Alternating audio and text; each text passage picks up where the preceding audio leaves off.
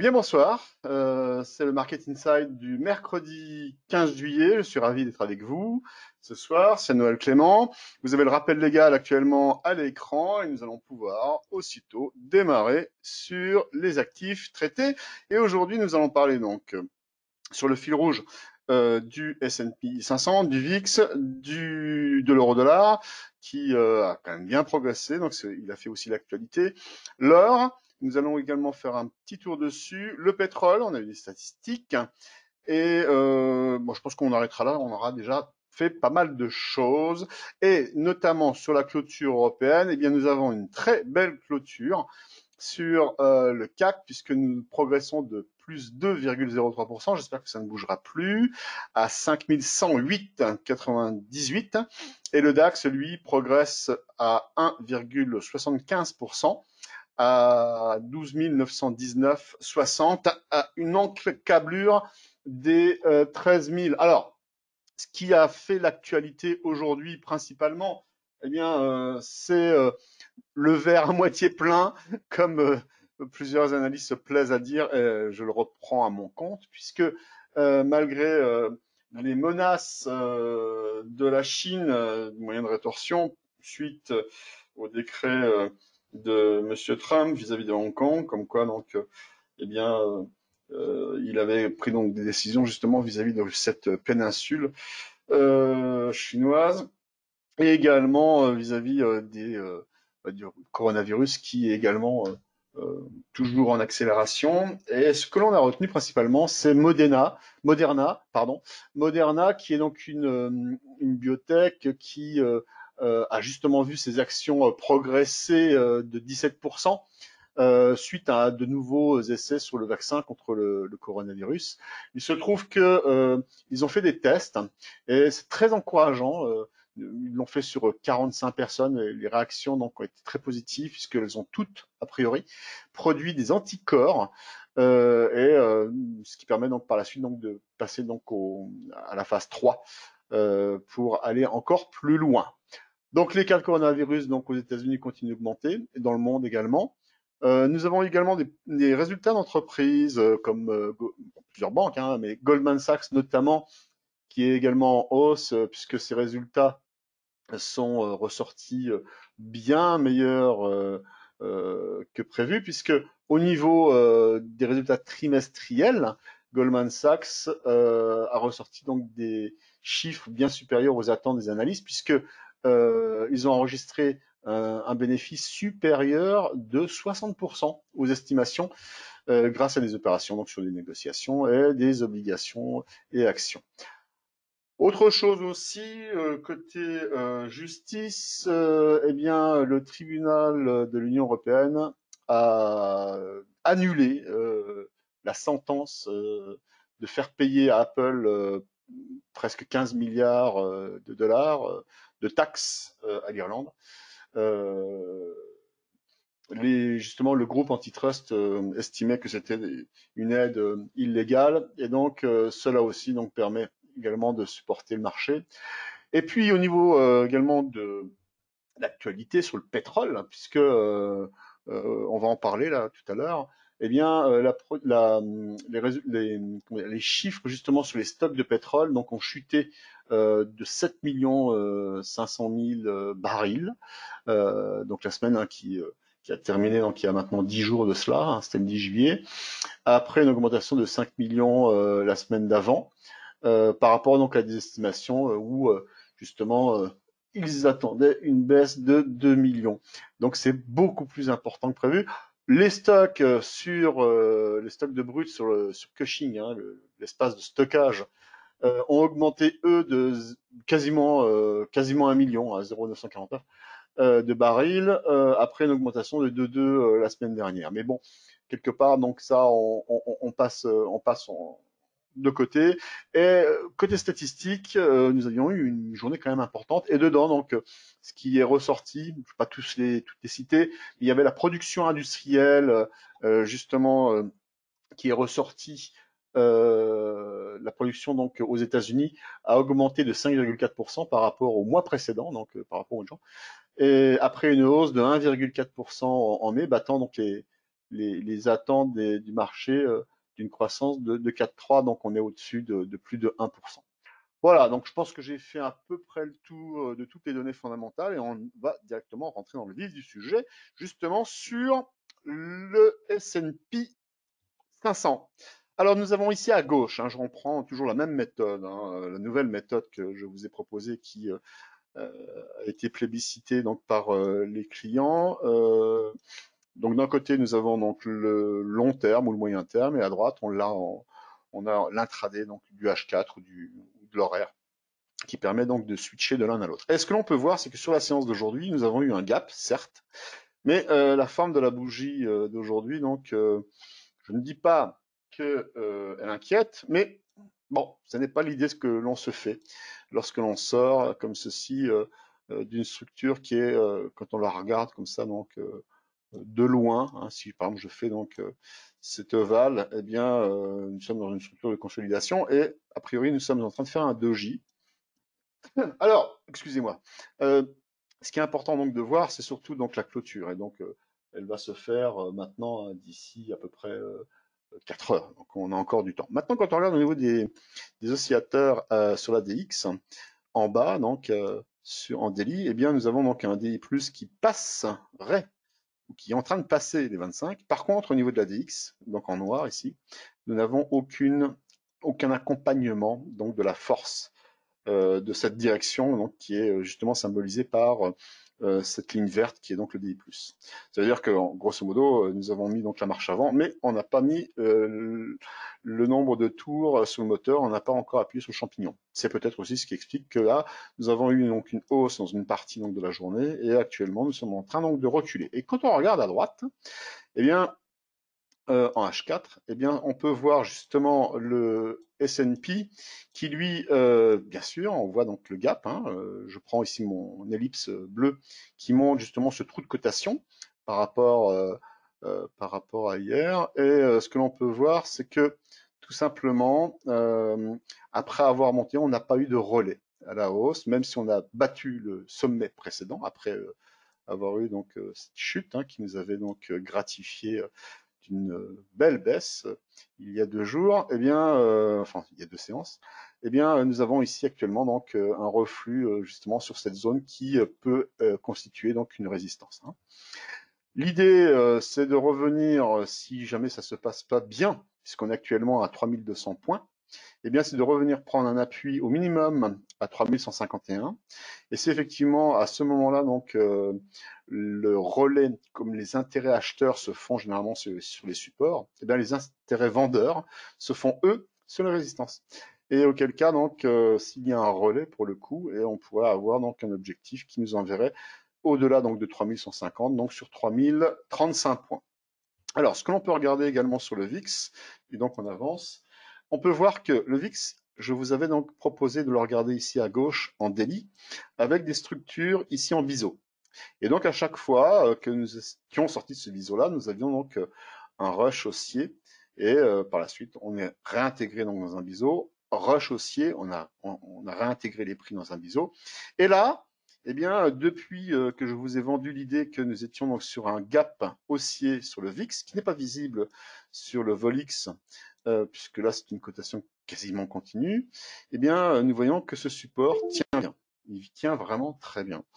Et malgré le fait que nous avons sur le S&P fait des sommets, donc nous avons fait des plus hauts, par contre là au niveau du VIX, nous n'avons pas fait de plus bas. Et même, eh bien, nous aurions cassé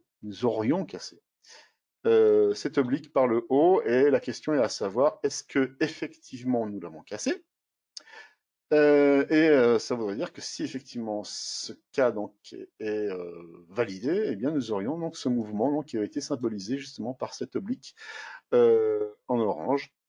Donc tout reste à faire, bien évidemment. Et quand on regarde ici donc à droite, vous voyez donc que le graphique il est complètement nu. Mais ce que l'on peut surtout voir, c'est que au niveau donc de ce support, il y a une véritable réaction. On est passé donc au-dessus donc de la moyenne mobile à 144 périodes, mais nous sommes toujours dans le mauvais ordre, puisque pour que l'on soit à la hausse, il faut que la moyenne mobile à 55 périodes, donc qui est en bleu ici, je rappelle que ces moyennes mobiles, donc ce sont les moyennes mobiles de Fibonacci, et donc ce sont celles que j'ai choisies puisque Fibonacci nous avait gratifié donc d'un excellent travail, et donc ce sont ces moyennes mobiles que j'utilise. Eh bien, il faut que la 55, qui est donc en bleu ou en violet, passe au-dessus de la 144. Pour l'instant, la 144, elle était relativement haussière, elle est passée légèrement baissière. Là, elle n'est pas tout à fait plate, mais en tout cas, il y a vraiment des vraies réactions. Alors, le signal à la baisse sur le VIX se situera clairement en dessous du gap que je vous ai donc proposé, c'est-à-dire en dessous de la zone qui est à 27,56. Et donc, si je le place à droite sur la partie H4, eh bien, nous avons ici les 27,56. Voilà, grosso modo. Donc, en dessous donc, de ce niveau-là. Je l'ai mis en rouge, mais bon, normalement, il doit être en vert parce que c'est un support, mais on va pas perdre de temps.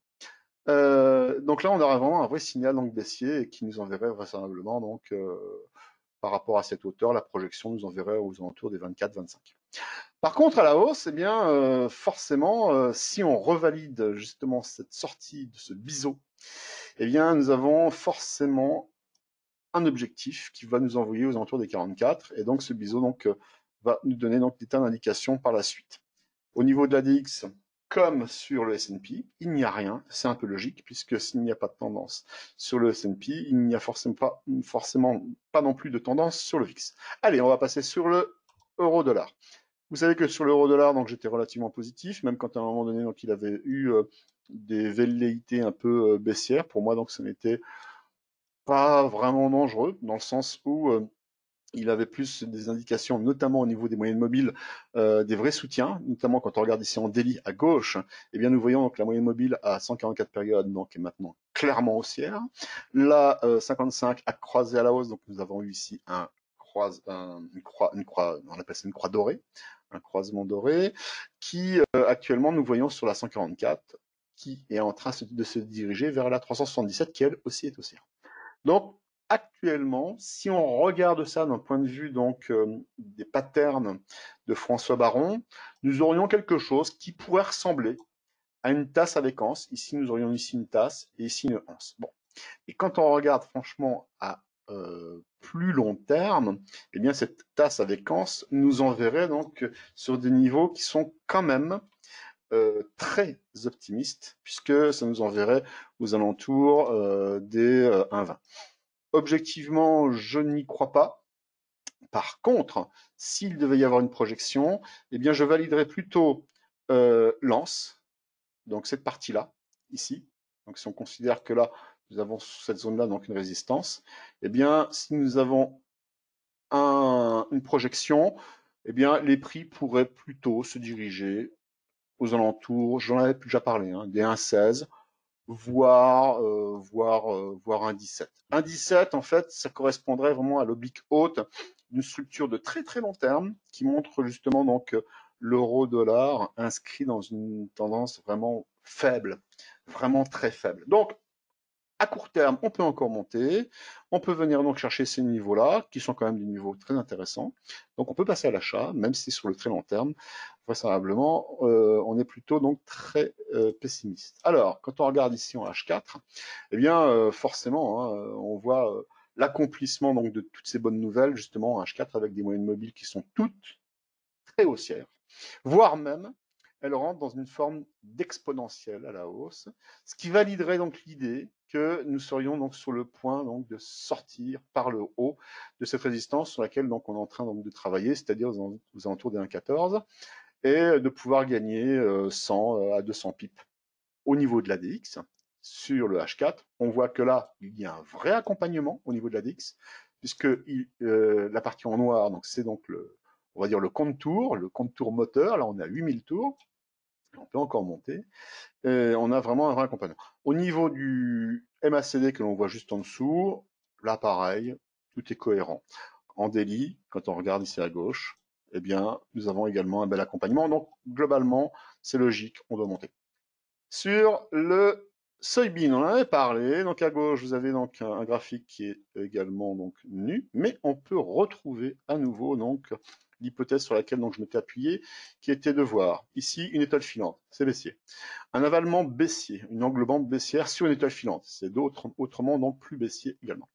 Par la suite, donc, il y a des positions qui avaient été prises, des recommandations qui avaient été faites, et donc les recommandations donc, ont atteint donc, les premiers objectifs, un qui était à 894 et l'autre qui était à 882.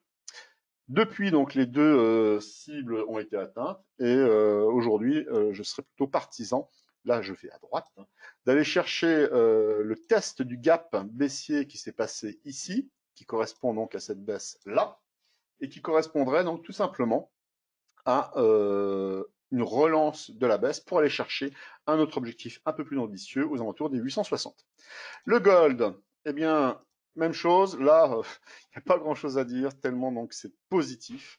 Le gold en daily, en weekly, pardon, il est vraiment très haussier avec ici des moyennes mobiles qui sont aussi quasiment en exponentielle haussière, avec un ADX qui l'accompagne et qui le soutient d'une façon très forte. ADX qui est au-dessus, hein, qui était passé donc largement au-dessus de 25, maintenant il revient un petit peu, mais il est toujours au-dessus.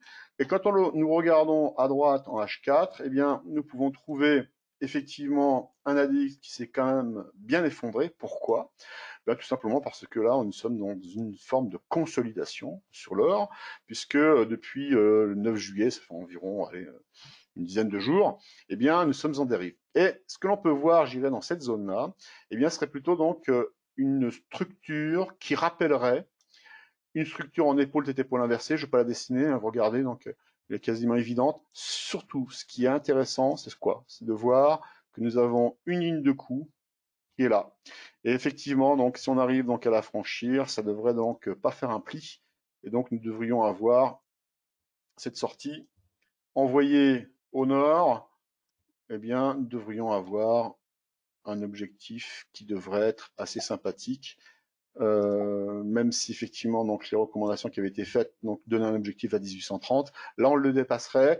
Donc il faudrait donc revoir à ce moment-là, donc peut-être dans cette zone-là, peut-être prendre ses bénéfices, jouer un backtest qui reviendrait sur 18-20 pour après donc jouer les 1900 d'ici la fin de l'été. Bon, et on va terminer par le pétrole. Donc on a cassé hein, sur le pétrole une ligne de tendance. Hein, en daily ici, on le voit, hein, cette ligne-là donc a été cassée. Maintenant, donc nous faisons donc une forme de backtest. Là aussi, il y avait eu donc, vous voyez à droite donc une recommandation qui avait été faite justement en vendant 39,88 avec une première cible à 38,62 qui a été atteinte. C'est normal hein, que nous rebondissions puisque nous sommes venus prendre un appui en H4 donc sur la moyenne mobile à 144 périodes. Mais derrière donc après avoir fait ce backtest, la question est même si les nouvelles sont bonnes. Actuellement donc il y a bien sûr, vous le savez, vous êtes au courant, hein, l'OPEP+, donc qui va produire donc un discours pour savoir donc si on amplifie donc les réductions ou si on les réduit. Dans tous les cas, le fait de revenir sur les 40-41, c'est une zone qui est de toute façon une zone de résistance.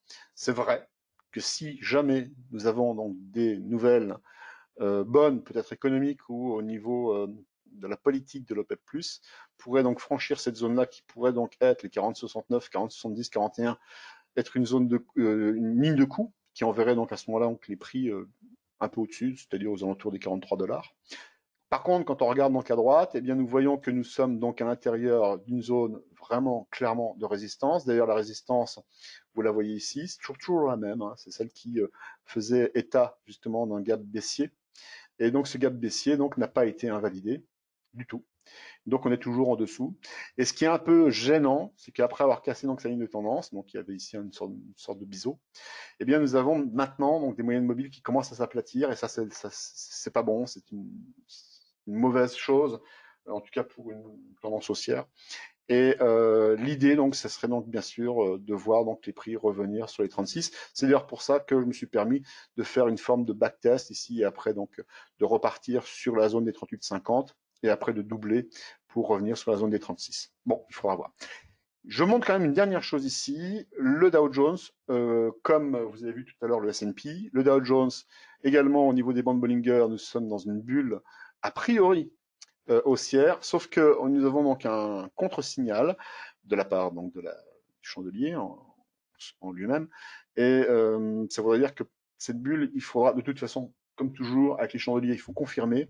Et bien pour les bulles Bollinger, il faut aussi les confirmer. Ça ne suffit pas. Ce qui suffit d'autant moins, c'est que nous n'avons pas de relais au niveau de la DX. Voilà, je ne fais pas plus, je vous souhaite une bonne soirée. Protégez-vous au travers des stop loss et j'espère donc à demain.